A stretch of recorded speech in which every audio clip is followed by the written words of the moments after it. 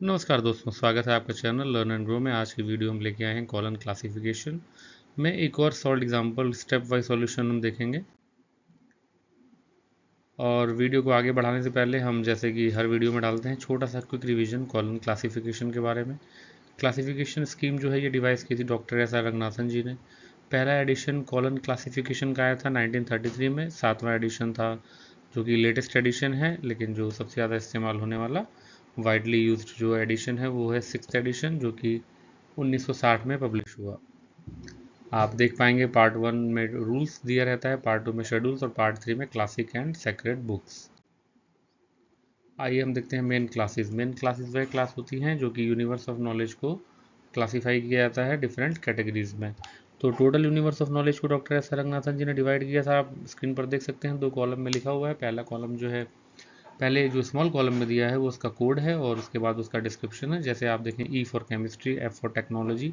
ऐसी second column की बात करें तो आप देखेंगे मैं एलेक्स से लेके जेड तक दिया रहता है।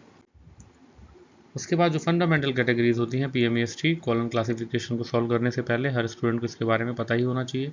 वो हैं fundamental categories 5: personality, matter, energy, space, time. यानी कि टाइटल में जो भी वर्ड्स आते हैं या जो भी यूनिवर्स ऑफ नॉलेज में जो भी वर्ड्स आते हैं उनको इन्हीं 5 कैटेगरीज में डिवाइड किया गया है। पर्सनालिटी का जो इंडिकेटर डिजिट होता है वो कॉमा, मैटर के लिए सेमी कॉलन, एनर्जी के लिए कॉलन, स्पेस के लिए डॉट, टाइम के लिए इन्वर्टेड कॉमा। और आगे बढ़ें तो देखेंगे सिंबल फॉर द फैसेट क्या है, PMEST। अभी एक छोटे से स्क्रीनशॉट में आप देख पाएंगे कि फंडामेंटल कैटेगरीज जो बांटी गई हैं 5, उनमें डिस्क्रिप्शन क्या रहता है, यानी कि उनमें कौन कौन से शब्द आते हैं, किस टाइप के मटेरियल्स को हम उस कैटेगरी में जगह देते हैं। जैसे कि आप देखें 5वां नंबर टाइम।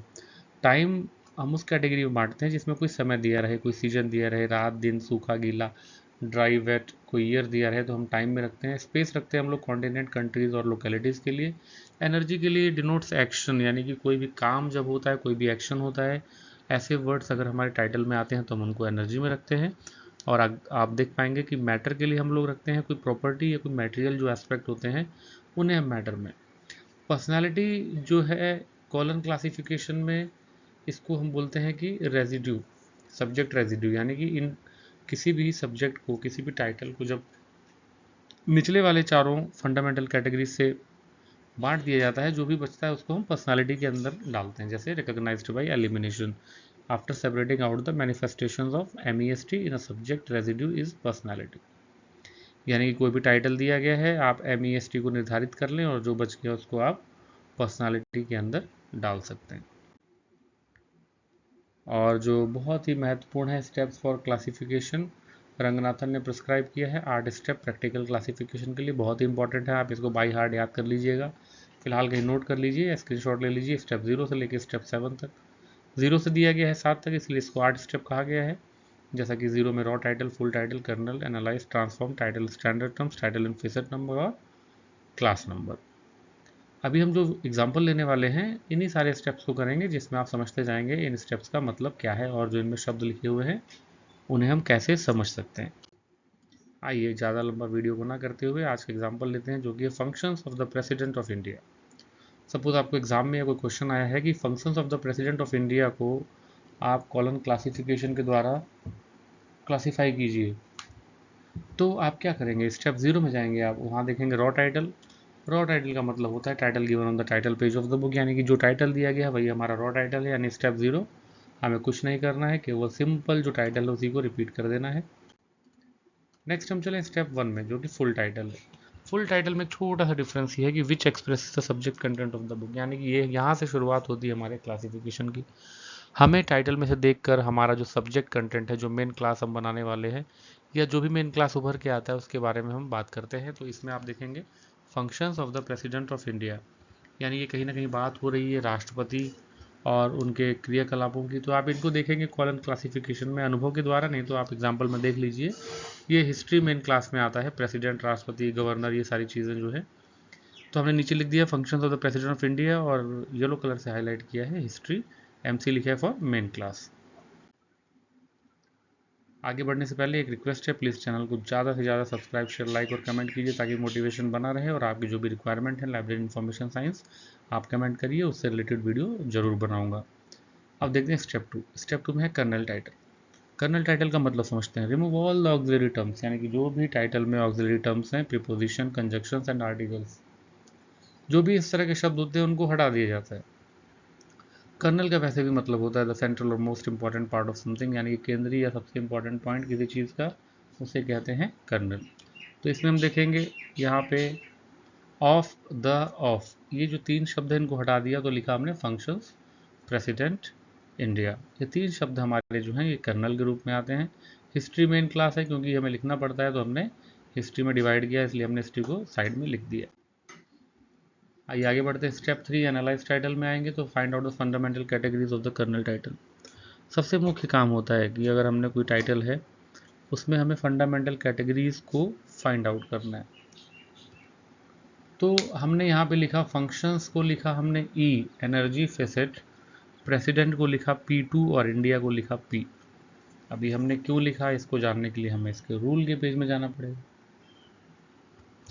सबसे महत्वपूर्ण चीज़ है हम कैसे डिसाइड करेंगे कौन सा ई फेसेट में है, कौन सा P में है, P2 में है।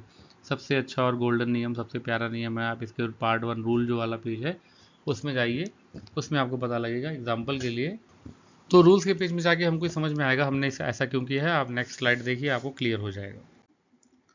तो पार्ट 1 जो रूल है इसका पेज नंबर 1.115 पे आप जाइए। तो इसको मैंने इसलिए डाला है कि how to decide facet of main class history, हम कैसे डिसाइड करें। आप यहाँ पर देख सकते हैं, स्क्रीनशॉट है। यहाँ पे फेसेट में आप P देखिए, P में एक शब्द लिखा है, टर्म है कम्युनिटी। तो कम्युनिटी वर्ड जो है उसके आगे नेक्स्ट IN/GD यानी जोग्राफिक डिवाइस। तो कोई भी अगर शब्द आता है कम्युनिटी वर्ड, तो इसमें हम हिस्ट्री, क्योंकि हमारा मेन क्लास है और इंडिया शब्द इसमें आया है तो उसमें हम देखेंगे कि ये कम्युनिटी में P फेसेट में आएगा इंडिया शब्द, इसलिए हमने इसको P में लिया है। और नेक्स्ट आप देखेंगे तो जो P2 में आएगा पार्ट इनोमरेशन, यानी कि जो हमारा नेक्स्ट आप देखें ई फेसेट को छोड़ के जो प्रेसिडेंट हो गए, जो प्रेसिडेंट वर्ड है वो हमारा P2 फेसेट में आएगा, क्योंकि ये रूल में डिसाइड रहता है कि किस मेन क्लास में कौन कौन से फेसेट मैक्सिमम हो सकते हैं और उनको किस फेसेट में लेना है, कौन से टर्म इस्तेमाल होंगे। ऐसे लास्ट में आप देखेंगे जो ई लिखा हुआ है ई फेसेट में प्रॉब्लम के अंदर आप डिस्क्रिप्शन में पढ़ेंगे, बहुत सारी चीज़ें पता चलेंगी, लेकिन ई फेसेट में हमने फंक्शंस को लिया जहाँ पे कोई एक्शन या काम होता है। तो यहाँ तक उम्मीद है क्लियर है। अगर कोई भी डाउट है तो आप कमेंट करके पूछ सकते हैं। नेक्स्ट हमारा ट्रांसफॉर्म टाइटल है, rearranged by facet formula PMEST। PMEST के सीक्वेंस में हमें लिखना है। सबसे पहले मेन क्लास आती है तो हमने हिस्ट्री लिख दिया है, P सबसे पहले तो इंडिया, उसके बाद P2, P के जितने भी होंगे उसमें लिखेंगे प्रेसिडेंट, और थर्ड जो हमारा हो गया वो फंक्शंस हमारा एनर्जी फेसेट में आ जाएगा। उसके बाद आप देखिए step 5 title in standard terms, replace the kernel term with the standard term given in the schedule. कुछ शब्द ऐसे होते हैं जो हमारे टाइटल में तो हैं लेकिन बुक्स में उनको किन्हीं और शब्दों से जाना जाता है। फॉर एग्जाम्पल इस क्वेश्चन में अगर हम देखें, मेन क्लास हिस्ट्री है, इंडिया के लिए P है, जो प्रेसिडेंट वर्ड लिखा है जो मैंने रेड से यहाँ पे हाईलाइट किया हुआ है, उसके लिए जो कॉलम क्लासिफिकेशन में शब्द यूज है वो है हेड। हेड मतलब मुखिया। ये आपको समझ में आएगा, अभी के लिए आप इसको समझ लीजिए कि प्रेसिडेंट या हेड वर्ड इस्तेमाल होने वाला है P2 फेसेट में, और फंक्शंस जो हैं वो ई में ही रहेंगे। आइए अब हम एक एक शब्द को पार्ट बाय पार्ट देखते हैं, तोड़ के हमने इसको बनाया गया है। कैसे हम कौन से पेज नंबर से कहाँ से कैसे अप्रोच कर रहे हैं वो आप देख पाएंगे। तो पहला है how to find codes for history main class, बहुत ही सिंपल होता है, page number 2.4 of CC book.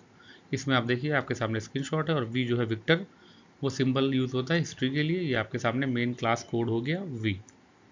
यहाँ तक उम्मीद है कोई डाउट नहीं होगा, आपको समझ में आ रहा होगा। Next how to find term India, ये भी ईजी है क्योंकि इसके रूल पार्ट में लिखा हुआ है, कम्युनिटी टर्म है, जोग्राफिकल डिवाइस में हमको ढूंढना है। तो पार्ट 2 जो होता है शेड्यूल्स ऑफ क्लासिफिकेशन में पेज नंबर 2.9 पे आप जाइए। स्क्रीनशॉट आपके सामने है, इंडिया के लिए कोड यूज़ होता है 44, तो इंडिया के लिए हम लोग इस्तेमाल करने वाले हैं 44। नेक्स्ट अगर हम देखें कि प्रेसिडेंट वर्ड को हम कैसे पाएँ, प्रेसिडेंट जो हमारा P2 में आता है इसको हम कैसे ढूंढें, तो सेम आपको जाना होगा शेड्यूल्स ऑफ क्लासिफिकेशन पार्ट 2 में ही पेज नंबर 2.108। इसको खोलते ही आपके सामने ऐसा कुछ दिखाई पड़ेगा। अगर आपके पास किताब है या सॉफ्ट कॉपी है आप खोल के देखिए। इसमें देखिए V जो है सिंबल है वो मेन क्लास का है, उसके बाद P, P2, तो हमने प्रेसिडेंट को रखा है P2 में। तो फोकाई इन P तो हमने ढूंढ लिया है, जो लिखा हुआ है to be got by geographical device. तो पहला जो हमारा P फेसेट था पर्सनालिटी फेसेट, वो हमने ढूंढा कहाँ से, इंडिया को ढूंढ चुके हैं। अब बात आ रही है P2 की।